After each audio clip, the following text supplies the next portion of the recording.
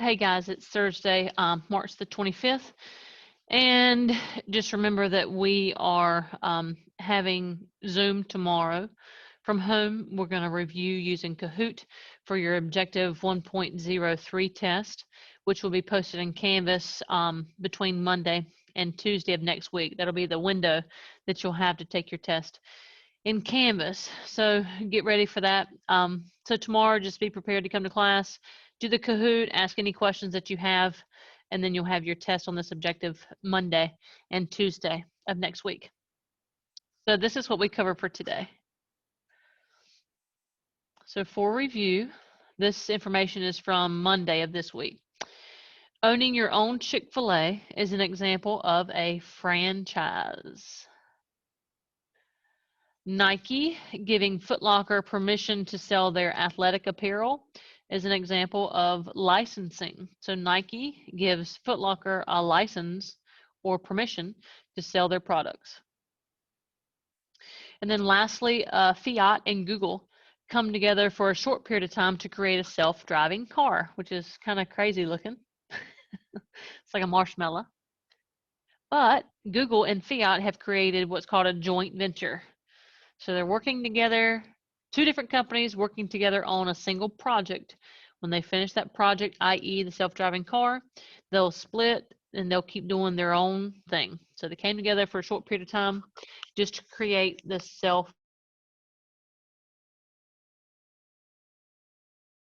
just to, just to create the self-driving car. I just muted myself accidentally. So today we're going to actually finish up with Objective 103. And we're going to look at 3 trade organizations.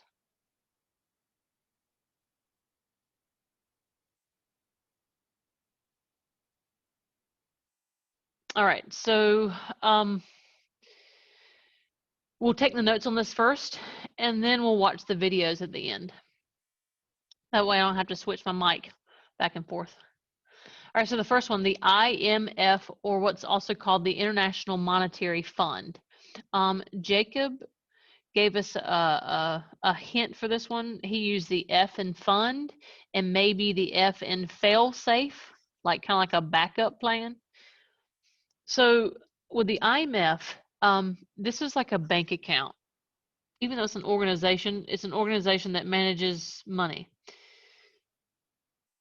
And they get their money from wealthy countries. So countries like the United States, Japan, China, the main global trading partners, that's where this organization's where their money comes from.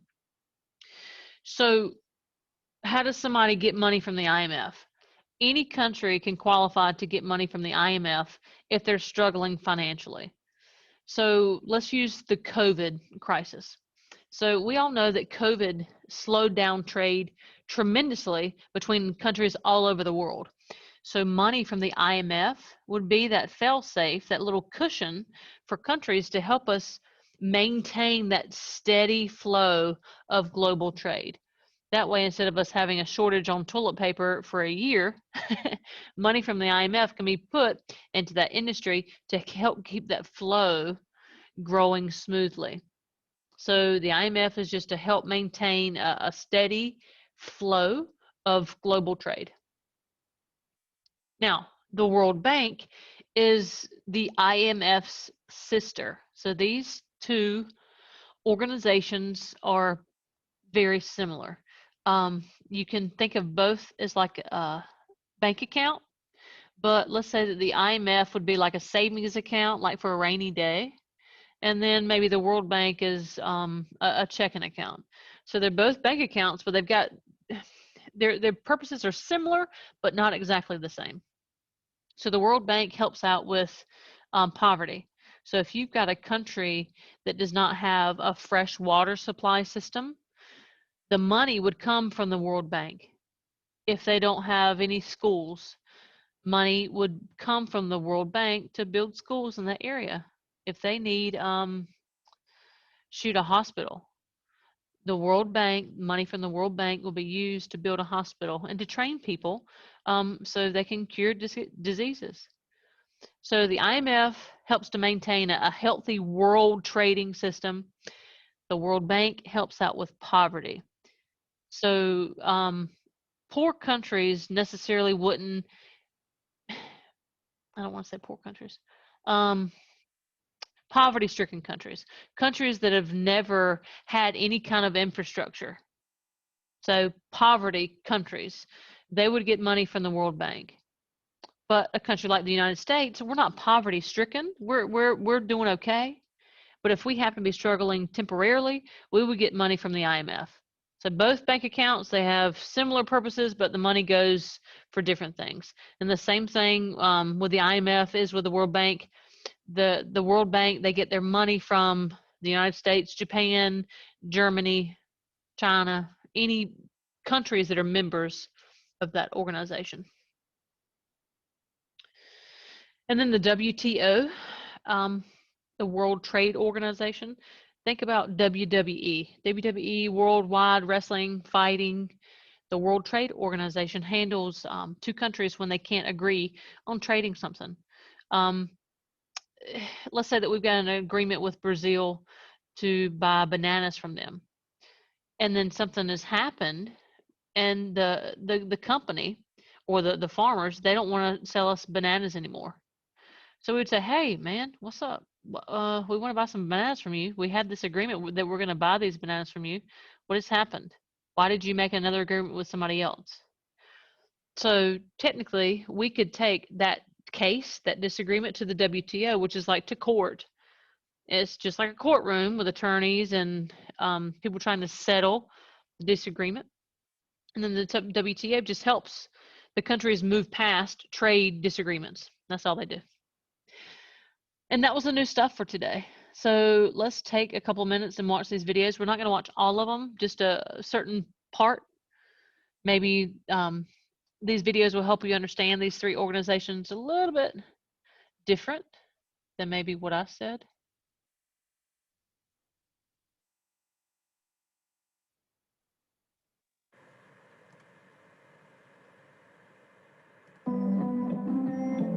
On June 30th, 2015, Greece missed a major loan repayment deadline to the International Monetary Fund. The IMF provided 32 billion euros in emergency loans to keep the Greek economy from collapsing. You guys see here, this is Greece. This doesn't look like poverty. Greece was doing okay, but something was going on with Greece and they were struggling temporarily, so they received some extra funding from the IMF to get them back on their feet.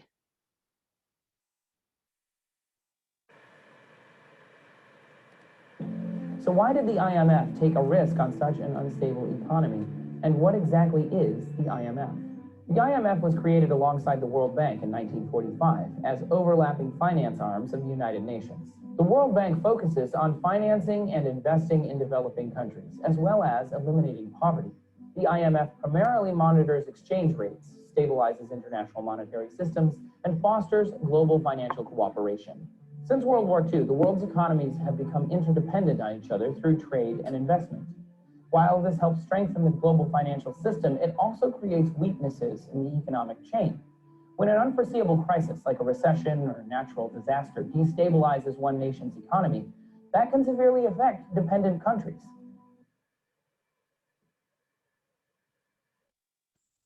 So what he's saying is, like, let's take a small country like Japan. Let's say that a hurricane or typhoon comes through and wipes Japan out. If we depend on Japan for, I don't know, maybe a technology or a, a crop or some type of food supply, that's going to mess up, you know, what we're getting and what we have access to. So it's going to be like a chain reaction. So the IMF helps to reduce the impact of that chain reaction from throwing a complete global economy off of its axis. So it just helps countries continue to trade with each other if something temporary happens, like a natural disaster.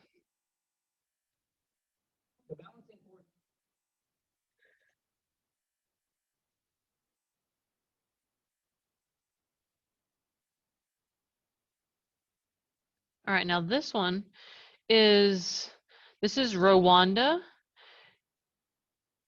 and this would be the World Bank helping the people of Rwanda. So I'll kind of fast forward to the part where he starts talking.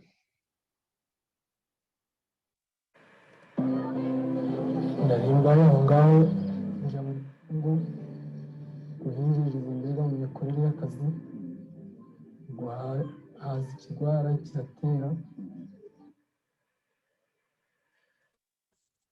So this young man came down with cholera. Okay, so just a very bad disease.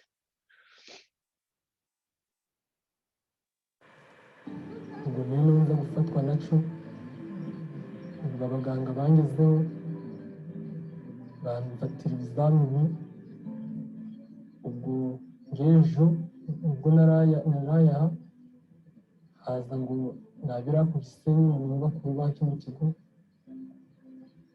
ubwo nabo bajyana ibizamini bitangira kumpa imiti na za serumu ubwo igihe kigeze imbaraga ziraje barambaza mu bisiwa ubwo igihe cyo kunyakura ndataha bamba n'imiti. Maintenant, pour la confirmation, c'est là où à notre niveau, on a fait l'analyse. Mais aussi, nous avons envoyé des échantillons au niveau de l'hôpital. Des interventions, d'analyse. So you can see that all this stuff costs a lot of money. Not only the doctors and the medicine, but the facility itself, the building, the land, the equipment. So the World Bank will actually provide the funds to have those things available for poor countries like Rwanda. And our last one, remember, this is the WTO, the World Trade Organization. They handle trade fights, trade disagreements. Now, Argentina is fighting a big trade battle of its own, and it will likely come up during the presidential elections later this month. And ongoing disputes over exports could dictate the future course of the next government. Joel Richards explains.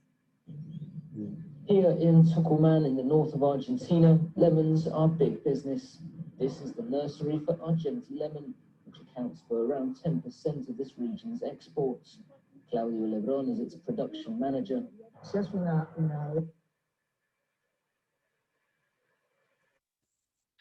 So we've got Argentina, and Argentina is a huge lemon producing country. They're the biggest exporter of lemons in the world. Lemons, yummy, yummy. There is a strict selection. We choose only the best. Usually from these plants, about 50% are rejected, so that the genetically strongest are chosen, and so they are the best size and shape. This region produces more lemons for export than anywhere in the world. On average, one of these plants will produce up to 200 kilos, meaning that per hectare, production here is in the region of 60 tons per year. But a complaint by California producers over health standards has prevented this region from exporting to the United States since 2001. Producers here reject that complaint and say the real issue is politics.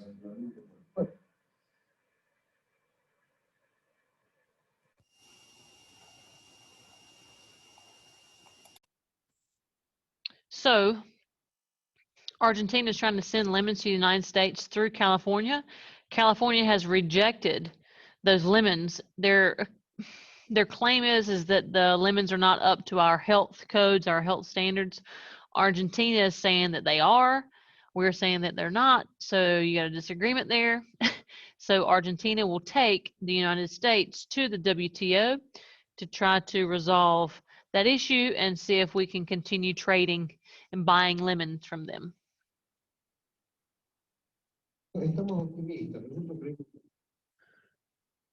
And that's what we've covered for today. Just remember, we're doing a Kahoot tomorrow to review for your test. Your test on Objective 103 will be between Monday and Tuesday of next week. That'll be the window. It'll be in Canvas. And then just make sure you go into Canvas right now and do your exit ticket. And I'll see you guys tomorrow on Zoom. Have a great day. Oh, also remember that your balance of trade activity is due to me today through Canvas. So make sure you guys get that in, please.